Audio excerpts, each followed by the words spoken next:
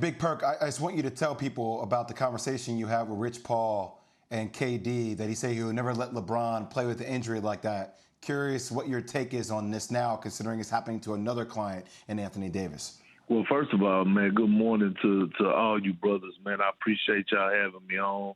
And I just wanted to tell y'all how proud I am of you guys for the wonderful show y'all got. But, you know, the Lakers got to make sure that they go about this the right way. And they need to go back and look at what happened to Kevin Durant and, you know, and go about it that way. And Jay is right. Listen, you cannot rush Anthony Davis back, especially dealing with, you know, a quote-unquote calf string / Achilles, you know, injury, anything that's dealing with that area. We witnessed Kevin Durant come back too soon, and we saw the end result of that.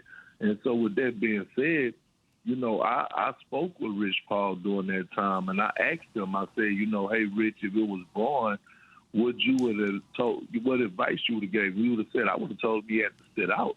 You know, there's no way I would have allowed him, or we would have allowed him to go onto the basketball court, because again, it's about his longevity, and we all know that, you know, 9 times out of 10, guys don't come back from Achilles injury, especially if it get worse and you come back too soon and you tear your Achilles. Now, Kevin Durant and John Wall are just doing something special, but they still have yet to make it through the whole entire season. So if I'm in Anthony Davis' camp, which Rich Paul is, they're going to make sure they give him the right advice and look out for him long term. KP, let's go from one story franchise to another. Let's go to the East Coast and the Boston Celtics. What is going on with this team? You know, Stephen A. was on the other day talking about it's Danny Ainge. I'm like, no, this is Brad Stevens. It is.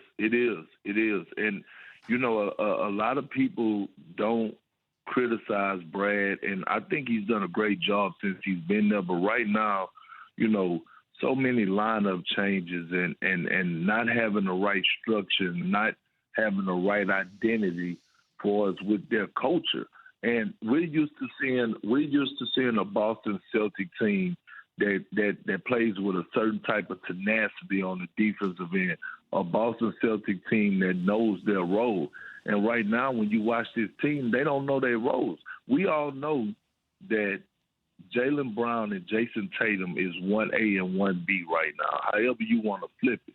Kemba Walker now has become their second / third option guy to Jaylen Brown and Jason Tatum, and he has yet to find his role or, you know, find his niche in the system. And when you look at what Brad is doing, sometimes I'm watching these Celtics games, and he's going 10, 11 guys deep into the rotation. You can't do that. As a basketball player and even as a football player, Key and Jay, y'all could relate. You could go out there and perform better when you know what to expect, when you know your role, when you know how many minutes you're going to get, when you know when you're going to come into the game. So when you look at this Celtic lineup, 1 minute Shimmy Ojale is in the lineup and he's starting and he's playing 30 minutes. The next game he may get a DMP, and it's just you can't get a rhythm and you can't get a great feel playing that way. And Jay, you're right, man. Brad Stevens needs to take a lot of this blame for the way that the Celtics are playing right now. Thanks for watching ESPN on YouTube. For live streaming sports and premium content, subscribe to ESPN Plus right now.